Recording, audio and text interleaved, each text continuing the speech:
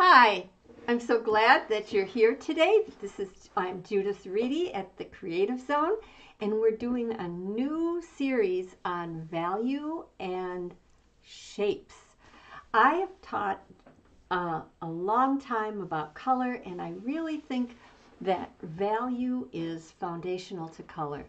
And it also, learning to think in terms of value, it it really helps you structure and simplify your painting process. So I'm Judith Reedy here at the Creative Zone. I'm glad you joined me. You're probably finding me here on Facebook or maybe YouTube. On Facebook, you'll find me at Judith Reedy Creative Zone or Judith Reedy Visual Artist. Or if you're finding me on YouTube, I'm on Judith Reedy Creative Zone. So make sure to subscribe. I really want you to be able to enjoy all of the course classes and demos that I do, and you'll learn so much. And I just love teaching, and I love having people ask questions. I can't always answer them during the session because I'm here by myself. So anyway, here I am, and I'm so glad that you're here. And we're going to talk about today about a couple things.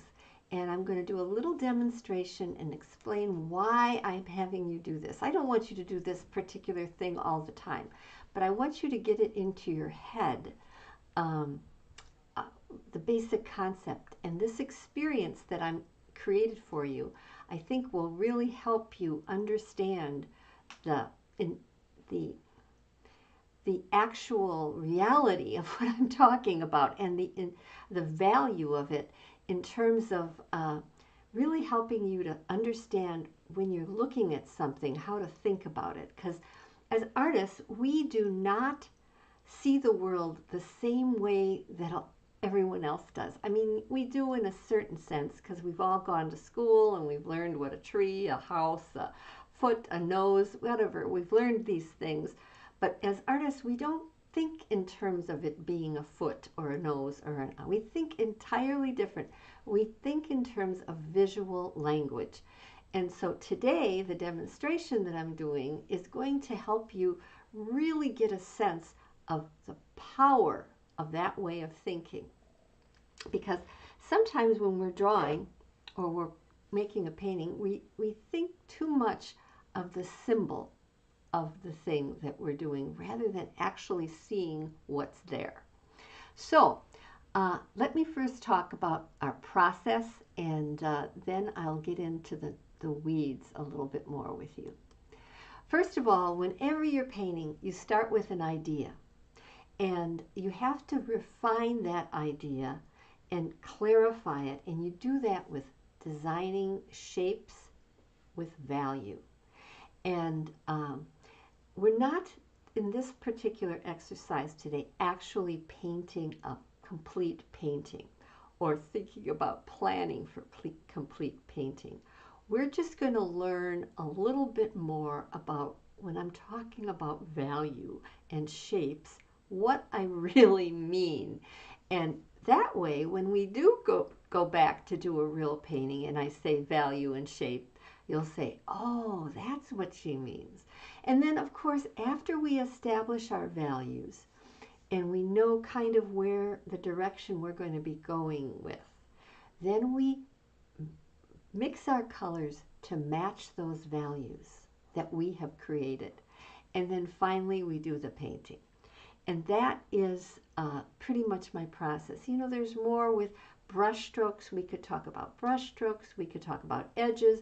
But I really feel that this foundation of design of the shapes with value is so absolute. If you get that right, everything else almost flows into space, flows in. But if you miss that and you quickly run to color and quickly run to the details, you're not going to have the power that you want in a compelling painting. So today I have my drawing table here, and in my drawing table, on my drawing table, I have a bunch of pencils, which I'm going to show you.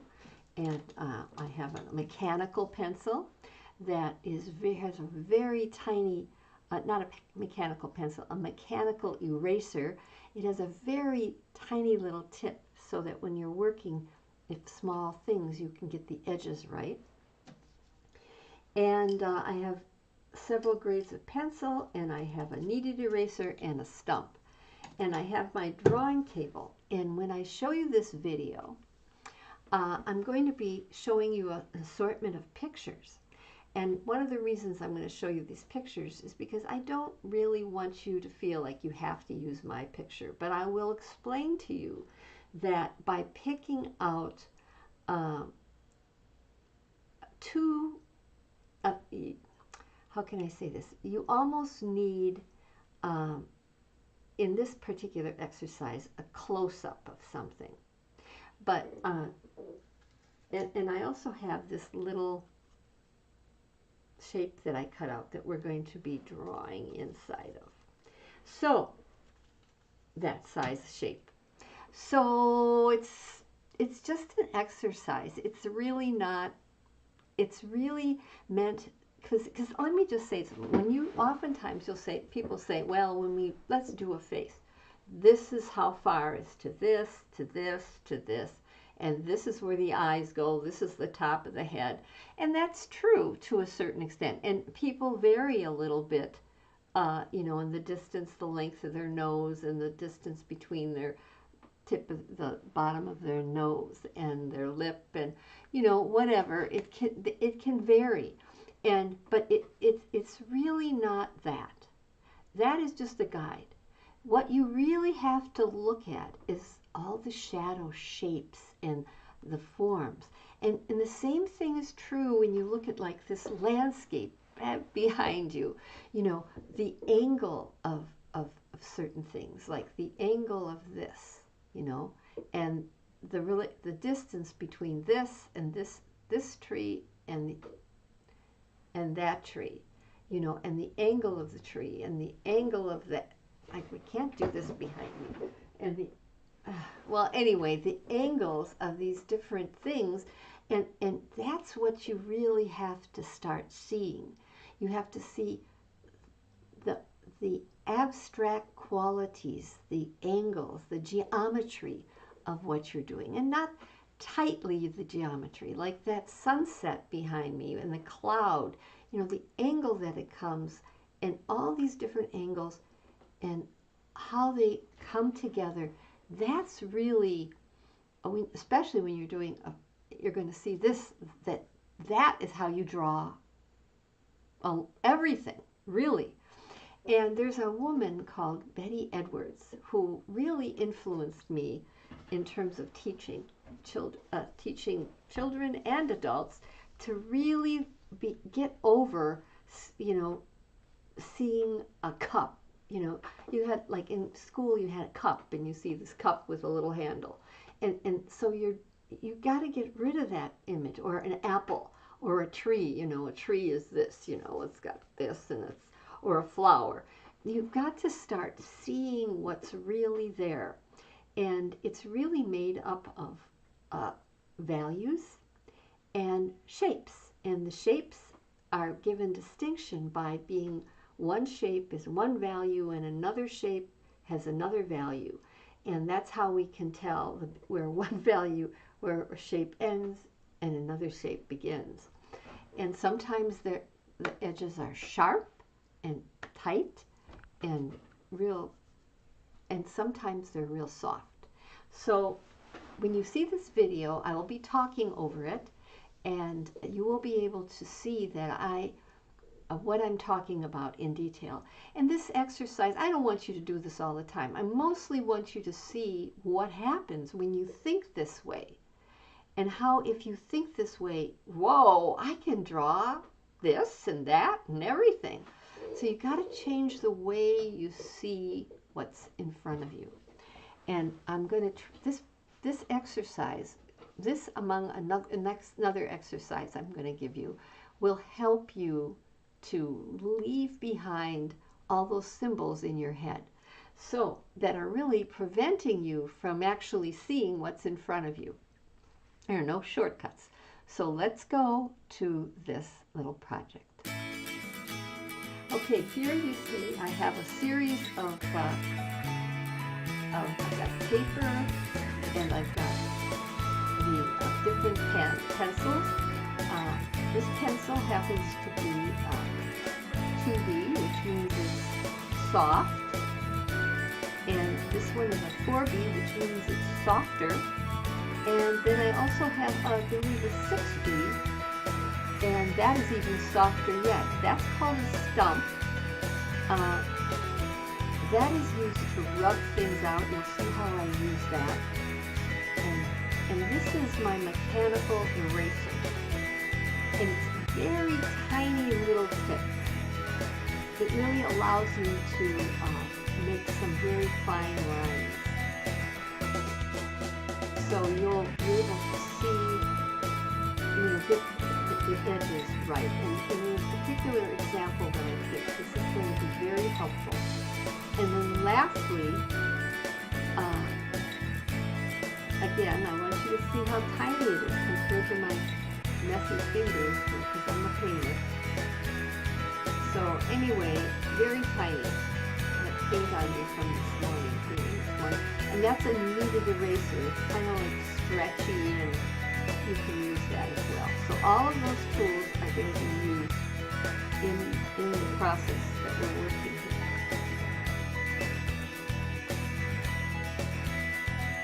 You see the paper with the gray paper with the hole in the middle and the tape. Now, that's what we're going to, those are the drawing materials. And of course we have the sketch pad. I want to move that away. But you can see the tape just meant. Now we're going to look through these drawings. Now I think you could use this one for this exercise, but and you would put that in there, and I'll show you. You can move it around and try different things, but or you could use that in that. There you've got an interior scene. You're going to look in there, get a detail.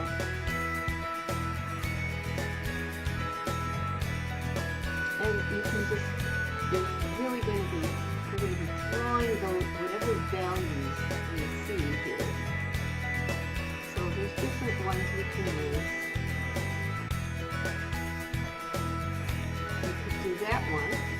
A little too dark, not enough variation for what I want to demonstrate. You could do a landscape if you wanted.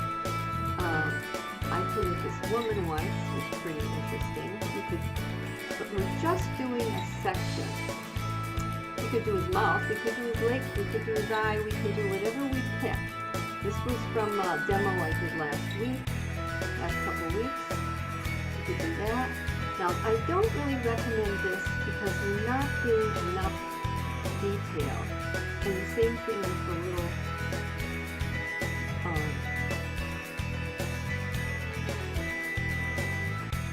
that would be a better choice. I would rather have you not be able to see a whole shape. See, this is too close to a whole shape. So you could do that, but so I finalized on this one. I decided I'm going to do this woman. And not the whole woman, but just a section of her. So now we're going to change over to the actual drawing. We got all our drawing materials, and we're all set, and we're ready to go. And I think you're going to enjoy this. Now, here we are with the drawing.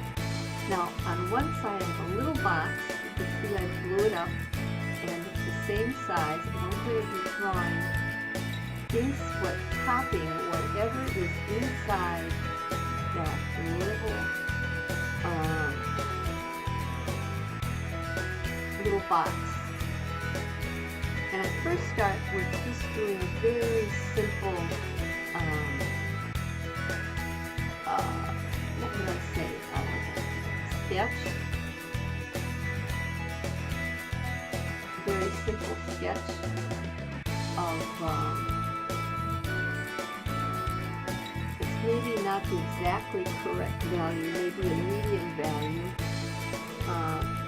more like a notepad, but not a black, and just getting the basic average shape, leaving out the white, and starting with that, because the values still are not quite right. So now we have to think about, well, what are we going to do? We have to change our pencil, because the pencil we were using is probably too big.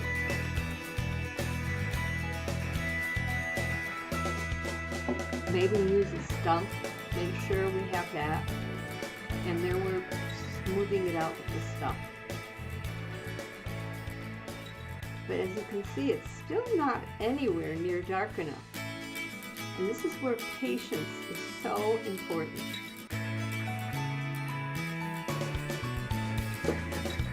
So we're going to work on this. Well, now we're going to start taking maybe a 4B pencil, and we're going to be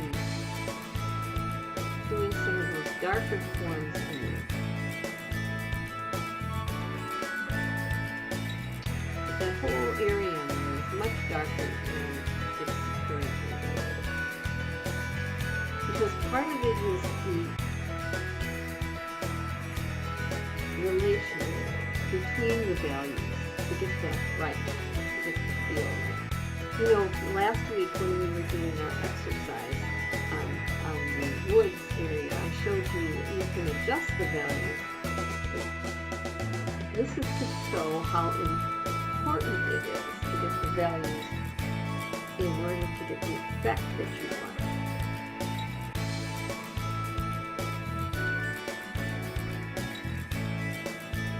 And so we're working on this, getting these values right and adjusting them.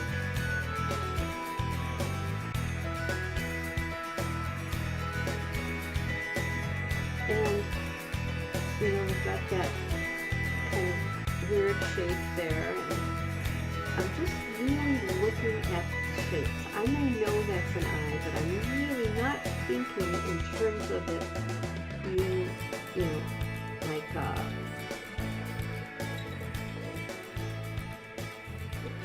like an eye. I'm thinking of it as all this half circle, half shape, half, a little. I'm not thinking of it as a whole eye.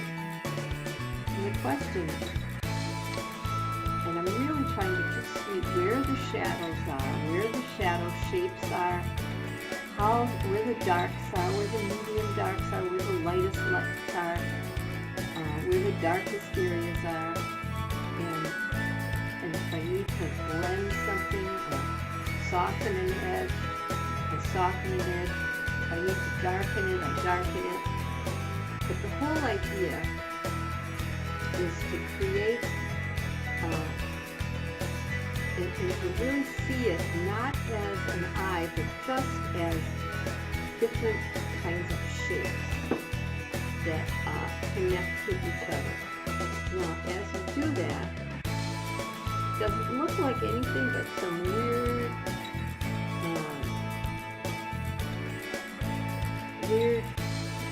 kind of bunch of noxious, unrecognizable shapes.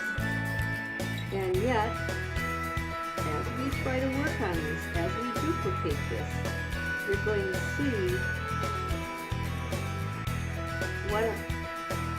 how this changes and becomes clearer and clearer.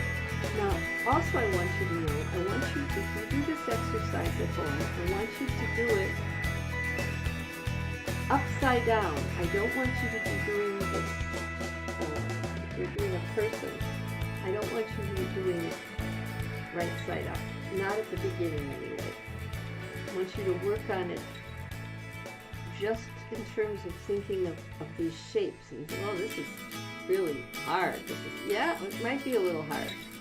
But I think if you learn how to see the shapes, it's really going to enable you to do a lot more than you think. Now, as you can see, I'm just slowly building it up. I'm adjusting the values and the relationships between the values. And then now I'm using that kneaded eraser to smooth things out a little bit.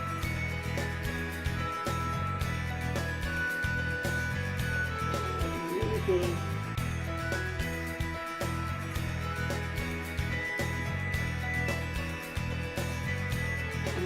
getting the opportunity here to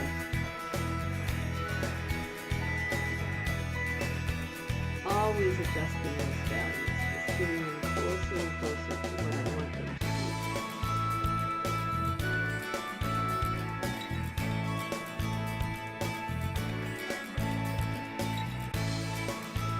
Now, this is not required for you to always make, but as part of it is the awareness of the kind of what happens when you just think of it, not as an eye, not as a nose, but just value.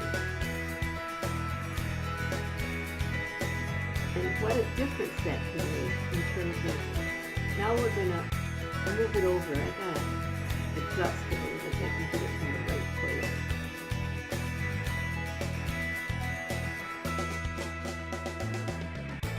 But I think I have it too high. I think I'm going to have to move it down. So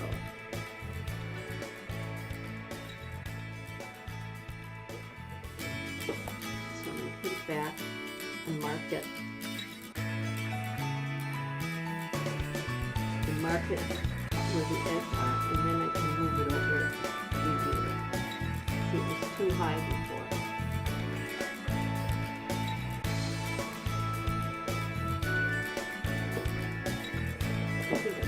Right, so I'm going to do the other half of this form, and as I'm doing it, it just looks like a bunch of,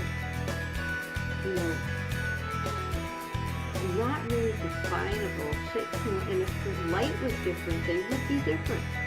If the light was cast on the face differently, the shape would, the shadows would change, or the values would change. So.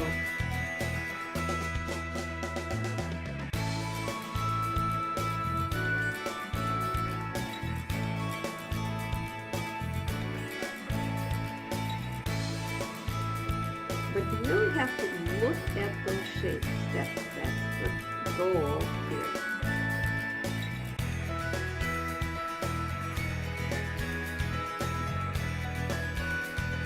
And now let's turn it over and test it here.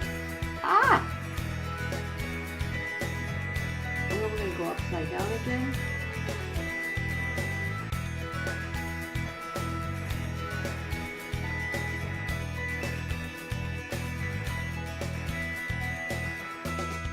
Now we're going to move this over so you can see it.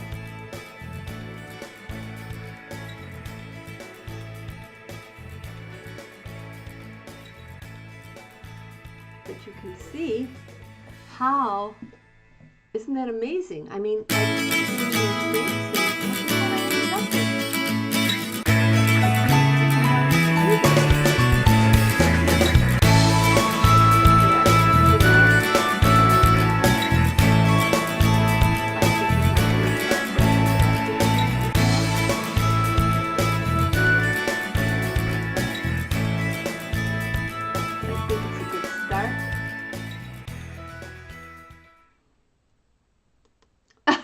now, isn't that amazing?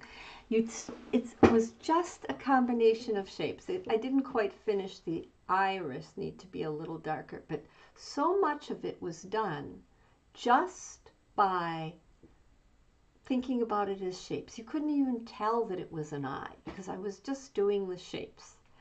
And that's really the way, once you establish the relationships of things, especially like with a portrait, though I don't do a lot of portraits for teaching, but it's great practice in terms of really making you see those shapes. Anyway, once you figure out this is approximately where it is in relation, you get that relationship right, you really need to start just looking at it in terms of it just being more tinier shapes cast in light. And sometimes when you're in a doing a portrait of a person and they're across the room, it's really hard to see that. And that's why you either have to get really close or you have to have a photograph or something to see that. But, even when you're doing a street scene or, you've got all these angles. You've got to start like looking at it. This is not a building. This is just an angle, an angle, an angle.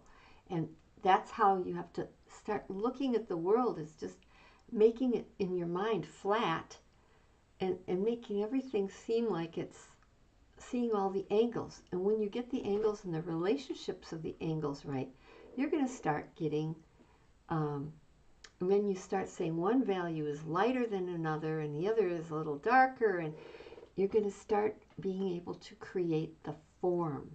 And that's what we're talking about. Artists don't see stairs. They see a series of lines and a series of forms and a series of shadows and a series of values. That's what they see. And so that enables them to make that, that, you see the table with the pot on it? It's basically a flat thing, and I saw a circle, and I saw, this dark value, and it was just, even though the pot is actually very light beige, but when it's cast in shadow, it's, and the shape of it, and I wasn't like, this is a pot. This is the shape of that pot and the angle that everything is. You've got to see the angles. And look at that eye. It just appeared upside down, and you turned it right side up, and there you could see it. So the reason I'm having you do this, for two reasons. Let me say this again. One is that you become sensitive to the values. You notice how I slowly changed the value. It got darker and more contrasty. Started out light. Now, sometimes we stop too early and we don't have those values nailed, and we can't understand why it's not looking right. That's one of the things. The other is that we had these shapes and they had a relationship with each other. And that's how you have to look at that. Now, if you start looking at a landscape the same way, like this tree is a shape. It's not a tree, it's a shape with angles that go at a certain degree, or, in relation to something else. You look for those shapes all the time. Now, there is another technique I'll sometime talk to you about, which helps you get more into the feel of the object. And I'm going to do that. I don't know if I'll do that next week. It's almost a little bit of an addendum. But once you establish what the relationship is, sometimes to create more energy, this is I have another technique that I use in drawing that is really defined. It's not as much about value as it is about line, but and edges. But because form is so foundational and value is so foundational, I'm starting with that with you. So anyway, I have a whole course on this, and we do this kind of exercise and others, and they're all designed to help you to become acutely aware of the power of value and shape, and aware of that you can make your shapes and adjust your shapes. So let's look